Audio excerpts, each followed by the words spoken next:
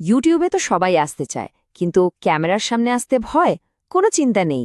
এই যে গাইডটা, এখানে আমরা একেবারে জিরো থেকে শুরু করব, একদম হাতে কলমে। আর হ্যাঁ, শেষ পর্যন্ত কিন্তু থাকতেই হবে, কারণ শেষে ইউটিউব অ্যালগোরিদম নিয়ে এমন একটা সিক্রেট বলবো যা শুনলে আপনি চমকে যাবেন, আপনার পুরো ধারণাই পাল্টে যাবে। আচ্ছা, সবচেয়ে বড় প্রশ্নটা কি বলুন তো? ভিডিও বানালেই কি টাকা আসে? মানে ইউটিউব ঠিক কিভাবে টাকা দেয়? এই যে এত এত আয়ের কথা শোনা যায়, এটা কি আসলেই সত্যি? চলুন একদম গোড়া থেকে শুরু করা যাক, এই সবচেয়ে আকর্ষণীয় প্রশ্নটা দিয়েই। ব্যাপারটা কিন্তু খুবই সিম্পল। ইউটিউব বিজ্ঞাপনের আয় থেকে একটা বিশাল অংশ, মানে ভাবুন তো, পুরো 50% সরাসরি ক্রিয়েটরকে দিয়ে দেয়। সোজা হিসাব।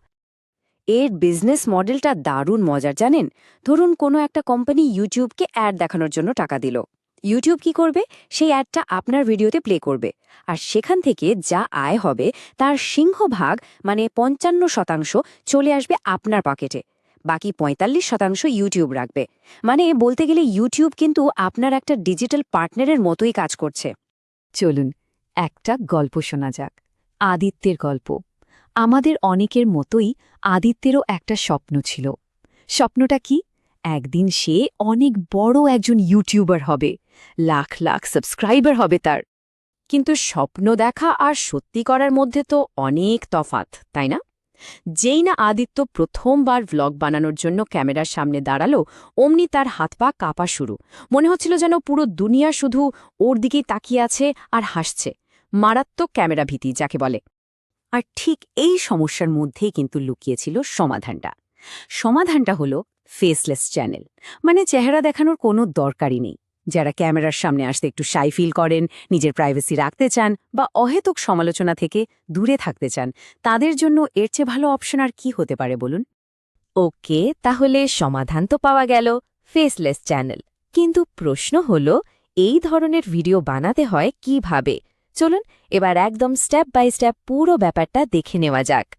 দেখুন, প্রথম আর সবচেয়ে জরুরি কাজ হলো একটা টপিক ঠিক করা। এমন একটা নিশ বা টপিক যা নিয়ে কাজ করতে আপনার নিজেরই ভালো লাগে। এমন কিছু যা নিয়ে আপনি ঘন্টার পর ঘন্টা ঘাটাঘাটি করতে পারবেন কোনো ক্লান্তি ছাড়াই। ব্যাপারটা এমন যেন বিয়ের বাওয়াতে গিয়ে কোনটা খাবেন ঠিক করতে না পেরে শেষে শুধু সালাদ খেয়েই বাড়ি ফেরা। আজ এটা কালোটা করলে কিন্তু হবে না। যে কোনো একটা ভালো ফেসলেস ভিডিওর ভিত্তি কিন্তু মাত্র 3টা জিনিস, 3টা পিলার।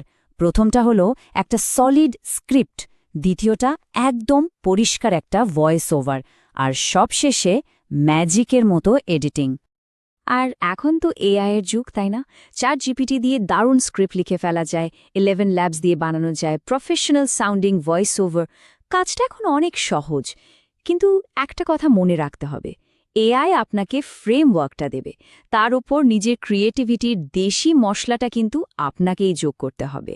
এখানে একটা খুব খুব গুরুত্বপূর্ণ কথা বলি, ভিডিওর কোয়ালিটি যদি একটু ঝাপসাও হয় মানুষ হয়তো দেখে নেবে, কিন্তু অডিও যদি খারাপ হয়, বিশ্বাস করুন 3 সেকেন্ডের বেশি কেউ থাকবে না। অডিও কোয়ালিটির সাথে তাই কোনো কম্প্রোমাইজ চলবে না, একদমই না। এজন্যই বলি, দামি ক্যামেরা কেনার পেছনে না ছুটে অল্প টাকায় একটা সাধারণ মাইক্রোফোন কেনাটা অনেক ভালো একটা ইনভেস্টমেন্ট। আর যদি সেটাও না থাকে, কোনো সমস্যা নেই, ঘরের ফ্যানটা বন্ধ করে মোবাইলটা মুখের একটু কাছে নিয়ে রেকর্ড করুন, দেখবেন ভয়েসটা একদম মাখনের মতো ক্লিয়ার আসবে। একটা সাধারণ ভয়েস রেকর্ডিং আর কিছু ছবি, জিনিসটা কিন্তু বেশ বোরিং। এই বোরিং জিনিসটাকে ইন্টারেস্টিং বানানোর জাদুটার নামই হলো এডিটিং। ঠিক যেমন একটা তরকারিতে সঠিক মশলা না দিলে ওটা একদম পানসে লাগে, এডিটিং ছাড়াও ভিডিওটা ঠিক তেমনই। আর এখন তো ক্যাপকাট বা ভিএন এডিটরের মতো মোবাইল অ্যাপেই দারুণ সব এডিটিং করা যায়।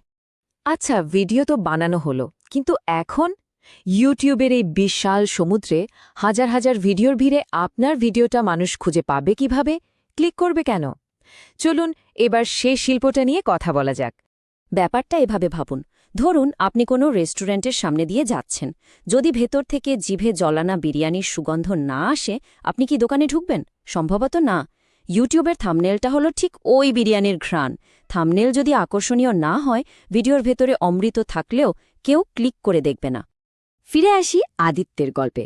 সে কিন্তু সব নিয়মকানুন মেনে দারুণ একটা থাম্বনেল বানিয়ে প্রথম ভিডিওটা আপলোড করল। এরপর সারা রাত ধরে অপেক্ষা, আর সকালে উঠে দেখল ভিউ মাত্র 3টে। একটা সে নিজে দেখেছে, একটা ওর মার ফোন থেকে, আর 3 নম্বরটা ওর এক বন্ধু সম্ভবত ভুল করে ক্লিক করে ফেলেছিল।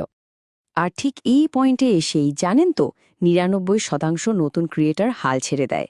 মনে রাখতে হবে, ইউটিউব কিন্তু কোনো লটারির টিকিট না যে কিনলেন আর কোটিপতি হয়ে গেলেন। প্রথম ১০-১৫টা ভিডিওতে ভিউ না আসাটাই স্বাভাবিক, কারণ তখন ইউটিউব নিজেই আপনার ভিডিওকে বোঝার চেষ্টা করছে, বের করার চেষ্টা করছে যে এর সঠিক দর্শক কারা। তো এতক্ষণ তো অনেক কথা হলো, এবার সেই সময়টা এসছে যার জন্য আমরা অপেক্ষা করছিলাম। একদম শুরুতে যে বলেছিলাম ইউটিউব অ্যালগরিদমের একটা বড় সিক্রেট ফাঁস করব, চলুন সেই রহস্যটা এবার ভাঙা যাক। কি সেই গোপন ট্রিক? ইউটিউব অ্যালগরিদমের সেই রহস্যটা কি জানি এত কথা হয়? গোপন রহস্যটা হলো, আসলে কোনো অ্যালগরিদমই নেই।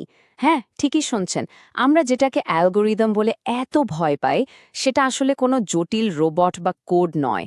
এটা হলো সাধারণ মানুষের সাইকোলজি, হিউম্যান সাইকোলজি। ইউটিউব আসলে শুধু দুটো জিনিস দেখে, একদম সিম্পল।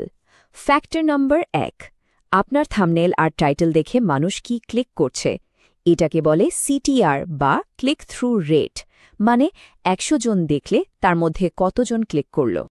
আর ফ্যাক্টর নাম্বার ২, যেটা আরও বেশি গুরুত্বপূর্ণ, ক্লিক তো করল, কিন্তু ভিডিওটা দেখছে কতক্ষণ? ৫ সেকেন্ড দেখেই বেরিয়ে যাচ্ছে, নাকি শেষ পর্যন্ত দেখছে? একে বলে অডিয়েন্স রিটেনশন। আপনার কাজ হল মানুষকে বোর হতে না দেওয়া। এই দুটো জিনিস যদি ঠিকঠাক করতে পারেন, ব্যাস, ইউটিউব নিজেই আপনার ভিডিওকে প্রমোট করবে, হাজার হাজার মানুষের কাছে পৌঁছে দেবে। দেখুন, অনলাইনে আয় করার জন্য ইউটিউবে কিন্তু একমাত্র পথ নয়, আরও অনেক উপায় আছে। তাই এবার সিদ্ধান্তটা আপনাদের ওপর। পরের আলোচনায় আমরা কোন টপিকটা নিয়ে কথা বলবো, অ্যাফিলিয়েট মার্কেটিং নাকি ড্রপশিপিং বিজনেস, আপনারাই ঠিক করে দিন।